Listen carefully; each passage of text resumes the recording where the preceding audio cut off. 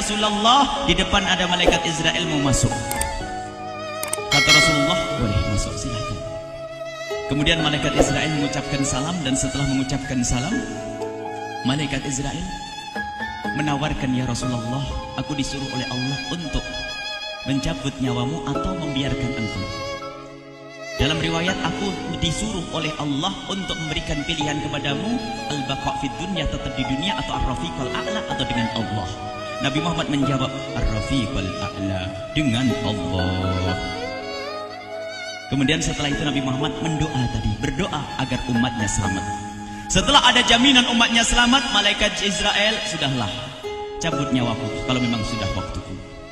Mulailah Nabi Muhammad dicabut nyawa beliau oleh malaikat Israel. Dan di saat Nabi Muhammad mulai dicabut nyawa beliau oleh malaikat Israel, Nabi Muhammad mengatakan, mahadha, apa ini wahai Israel? Malaikat Israel kemudian menjawab, ya Rasulullah, itu adalah sakaratul maut, itu adalah sakitnya di dalam kematian. Kemudian Nabi Muhammad mengangkat tangannya sambil berucap, la ilaha illallah, inna lil mauti la sakarat, tidak ada Tuhan selain Allah, sungguh di dalam kematian ada sakitnya, sakit kematian, yaitu sakaratul maut. Kemudian Nabi Muhammad memohon, ya Allah, Allahumma khafif alayya sakaratul maut, ya Allah, ringankan sakaratul mautku ini, ya Allah. Dijawab oleh malaikat Israel, ya Rasulullah, itu sudah aku ringankan 70 kali. Nabi Muhammad menoleh, apa malaikat Israel? Sudah kau ringankan 70 kali keringanan? Iya ya Rasulullah, sungguh aku tidak pernah mencabut seorang hamba lebih lembut dari cara mencabut nyawamu.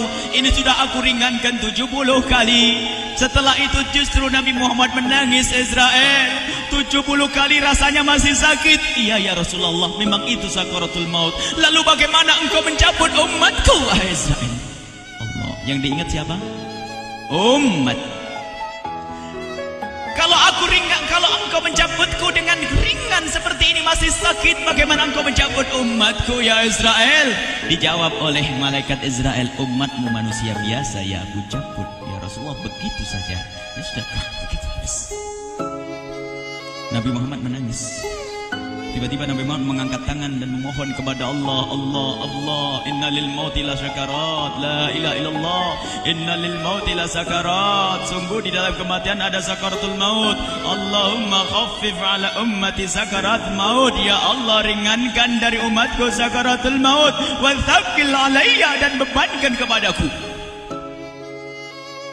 Sampai tidak sadar doanya Nabi Muhammad seperti itu. Thaqqil alayya itu doa cinta. Seorang ibu yang pernah punya anak, tuh lihat kalau doa Rasulullah ini masih diragukan. Bagaimana Rasulullah bisa doa begitu? Itu bahasa cinta yang tidak bisa diterjemahkan dengan oleh akal. Seorang ibu kadang-kadang, ibu yang di belakang, ibu mau dikasih sakit oleh Allah? Mau, Bu? Ibu jauh sekali. Ibu mau dikasih sakit? Jawabnya tidak mau. Tapi suatu ketika seorang ibu melihat anaknya sakit, ngomong, sudahlah nak, jangan kamu yang sakit, biar ibu yang sakit. Ada atau tidak? Kenapa ngomong begitu? Itu bahasa cinta itu. Tidak rela kalau anak ini sakit, biar aku saja yang sakit. Itu yang dirasakan Rasulullah. Sakaratul maut begitu sakitnya, membayangkan betapa sakitnya umat Nabi Muhammad di saat dicabut nyawa beliau. Maka Rasulullah mengatakan, ya Allah, ringankan sakaratul maut dari umatku, bebankan kepadaku saja, ya Allah. Wala sawfa yu'tika fatarda. Permintaan Nabi Muhammad tidak ditolak oleh Allah, dikabul dan dikabul, wahai Muhammad. Sallu ala Nabi Muhammad. Dan benar, sakaratul maut kita ditahan oleh Rasulullah, ditanggung oleh Rasulullah, sehingga digambarkan oleh Imam Bukhari di saat Nabi Muhammad dicabut nyawa beliau, Siti Aisyah yang ada di situ. Rasulullah berada di pangkuan Siti Aisyah, yang saat itu Siti Aisyah melihat keringat dingin keluar dari kening Rasulullah. Siti Aisyah tidak pernah melihat keringat keluar seperti itu. Bahkan di saat dipegang kepala Rasulullah, panasnya melebihi dari panasnya orang biasa. Setiap kali ada kain dicelupkan di air, ditempelkan di kening Rasulullah langsung mengering. Saat itu Nabi Muhammad mengucapkan kalimat la ilaha illallah innal lil mauti lasakarat. Kemudian Nabi Muhammad berpesan dengan banyak pesan, dan di antara pesan Rasulullah adalah akri minni ala ummati salam, akri minni salam ala ummati wa ala man ittaba'ani wa ala man tabi'ani min ila yaumil qiyamati. Aku titip salam kepada umatku dan orang yang mengikutiku sampai hari kiamat. Sadari salam Rasulullah. Sebelum meninggal masih ingat titip salam. Salam kepada siapa? Bukan salam kepada siapa-siapa, tapi salam kepada kita. Maka mari kita mengucapkan salam kepada Rasulullah, karena Rasulullah sudah salam duluan kepada kita. Mari kita sejenak bersalam kepada Rasulullah dan hadirkan Rasulullah ada di mata kita dan di hati kita. Mari kita bersama-sama mengucapkan salam. Assalamualaikum ya Rasulullah. Assalamualaikum ya Rasulullah. Assalamualaikum ya Habiballah. Assalamualaikum ya Nabi Allah. Rasulullah mengucapkan salam untuk kita. Dan di saat itu Rasulullah keringat dingin keluar, maka oleh Siti Aisyah diusap. Oleh Siti Aisyah diusap, bayangkan saat itu Nabi Muhammad di pangkuan Siti Aisyah dan diusap oleh Siti Aisyah. Siti Aisyah berkata, keringat Rasulullah mengucur deras hingga aku usap, dan aku usap dengan tangannya Rasulullah. Diusap dengan tangannya Rasulullah. Siti Aisyah memegang tangan Rasulullah sendiri yang digunakan untuk mengusap keringat Rasulullah. Sahabat bertanya, Aisyah, kenapa harus dengan tangan Rasulullah tidak dengan tanganmu?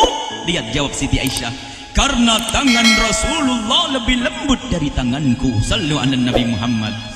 Masih sempat nyanjung itu sahabat Nabi. Dalam keadaan begitu masih menyadari kelembutan tangan Rasulullah, jasad Rasulullah, kemuliaan Rasulullah sallallahu alaihi wasallam. Dan aku lebih menginginkan bahwasanya yang menyentuh jidat Nabi Muhammad adalah tangan yang paling mulia di dunia dan di akhirat. Siti Aisyah enggak berani menyentuhkan.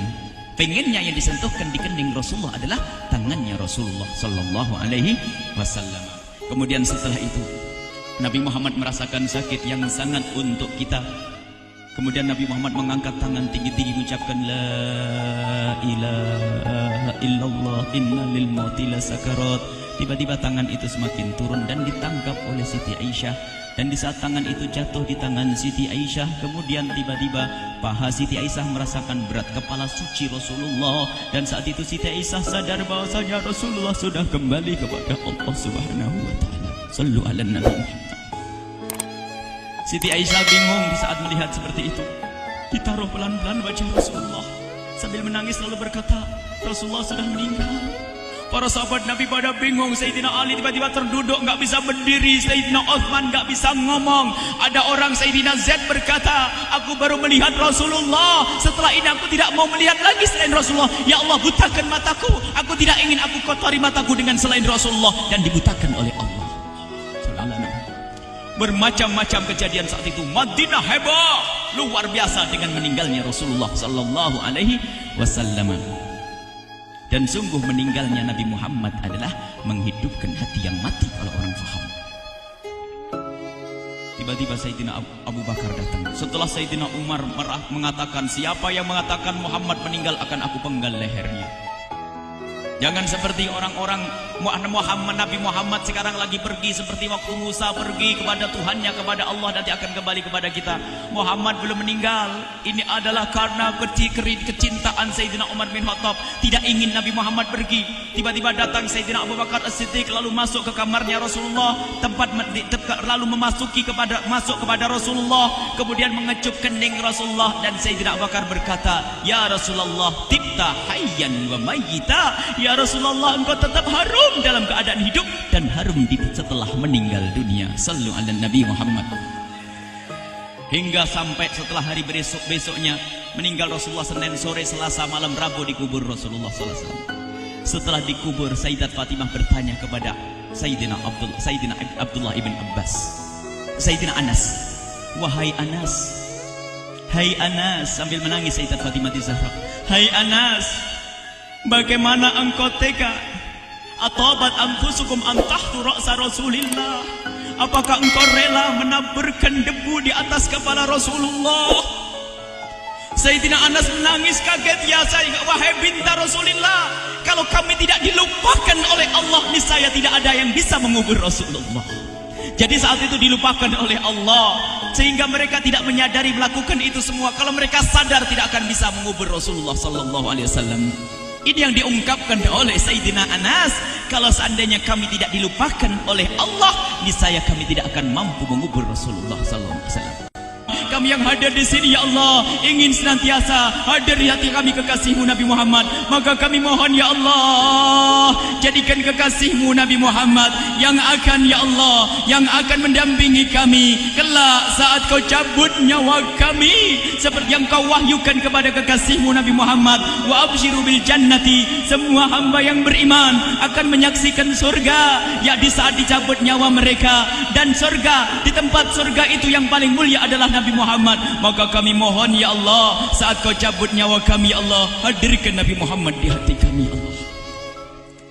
Dan kami mohon, ya Allah, saat di alam barzah nanti, ya Allah, saat yang sangat mengerikan itu, ya Allah, kami mohon hadirkan kekasih-Mu Nabi Muhammad, sehingga kami tidak takut dan gentar lagi dengan malaikat mungkar nakir.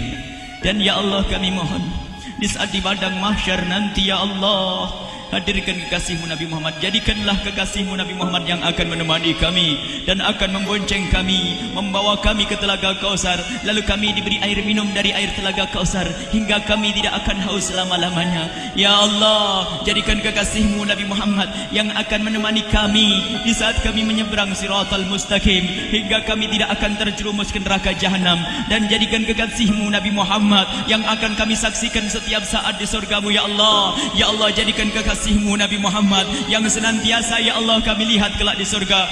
Dan jadikan ucapan kami di akhir hayat kami kelak adalah, ya Allah, adalah kalimat agung dan mulia, La ilaha illallah Muhammadur Rasulullah. La ilaha illallah Muhammadur Rasulullah.